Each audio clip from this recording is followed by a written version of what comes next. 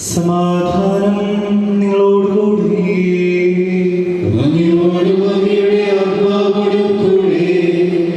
വിശുദ്ധ ലൂക്കാ അറിയിച്ച നമ്മുടെ കർത്താവ് യേശുമിശിഹായുടെ പരിശുദ്ധ സുവിശേഷം.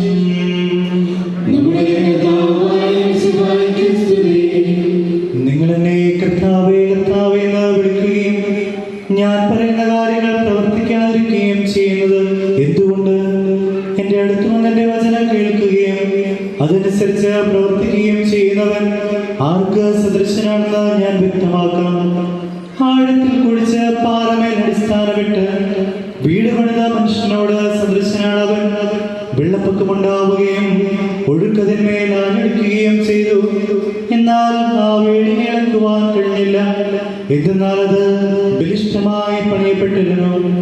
വചനം കേൾക്കുകയും എന്നാൽ അതനുസരിച്ച് പ്രവർത്തിക്കാതിരിക്കുകയും ചെയ്യുന്ന മനുഷ്യൻ ഉറപ്പില്ലാത്ത തലമയിൽ വീട് പണിതവന് തുല്യൻ. ജലപ്രവാഹം അതിന്മേൽ ആഞ്ഞടിച്ചു. ഉടനെ അത് നിലംപതിച്ചു. ആ വീടിന്റെ